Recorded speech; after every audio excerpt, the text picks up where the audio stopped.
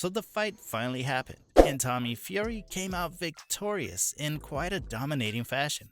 Throughout today's video, we'll be discussing the fight itself, as well as different celebrities and pro fighters' reactions to the result. Make sure you stick around to the end of the video for the full details. It was a split decision win for Tommy last night in Saudi Arabia, but when you look at the stats, it was very evident Tommy was the more active fighter. He landed more powerful punches, more jabs, and more overall total punches. Although, to be fair to Jake, he did land the only knockdown of the 8-round fight with a stiff jab which caught Tommy coming in, which people are trying to say Tommy just slipped, but it was definitely a flush knockdown. Make sure you subscribe to the channel and turn on the post notification bell, as we'll be doing constant updates on this case, as well as other celebrity-based videos. This way, you'll never miss out on any future uploads. Without further ado, let's jump right into the different pro fighters' reactions to the fight itself. Tony Bellew. Tommy Fury is winning. This is madness. We have all turned in for an 8-rounder between a novice and a YouTuber, and guess what?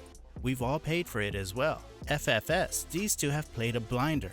Good night. Professor Mike. I'll say this, Jake stayed in there when the punches came back at him. He didn't cower or turn away. He even scored a legit knockdown. Fought someone not in his 40s.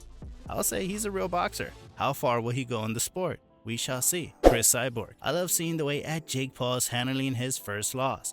He'll be back. He'll still achieve big things in combat sports. Aljamain Sterling. Jake Paul really isn't a bad boxer. Like his mechanics, mannerism, it's all pretty solid. Fury isn't as polished as I thought he was going to look in my head. Maybe I'm comparing him to Tyson Fury too much. There were tons of fighters and celebrities at the event itself, like Mike Tyson, Deontay Wilder, and even the most famous of them all, Cristiano Ronaldo, was in his own suite. Now who knows if he was contracted to be there as part of his Saudi Arabia deal or he genuinely wanted to go. It was still pretty massive. Of course, Logan Paul and Greg Paul were there, so let's check out their immediate reaction to the fight. Fight game, that's the way it goes. Sometimes you win, sometimes you lose, but it was still a great fight. It was still a great fight.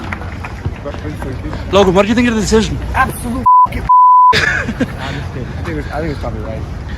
You think you want the rematch immediately? Jake and Tommy? Yeah. Yeah, probably. Yeah. Which means I get to fight the person. By the way, can I have a prime?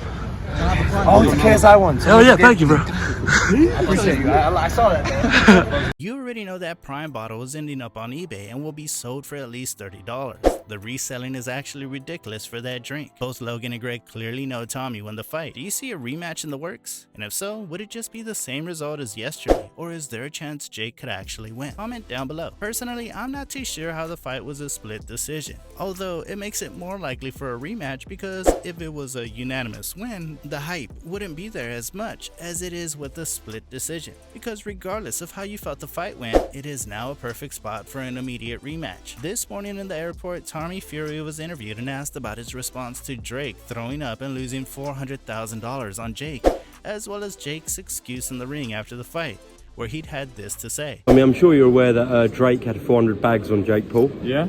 So he's lost a lot of money, as Drake. Lost a lot of money, the silly fella. Well, he's not a silly fella, obviously. 400 grand to him is about £4 to us. So it's, I don't know, it is what it is, Drake.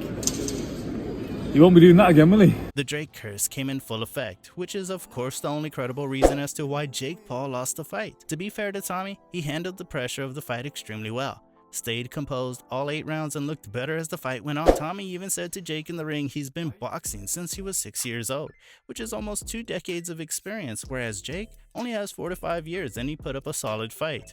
Tommy also addressed KSI, saying he would knock him out just minutes after the fight finished. KSI said that he'd knock both of you out, both you and Jake. Reaction to that, Tommy? Just more YouTube talk, innit? You know, what do you expect out of these YouTubers? You know, that's all they can say. You know, when he sat there at his house in London, you know, watching it, it's a lot easier looking at it and commenting, but try to get in the ring and doing it. You know, it's a completely different story.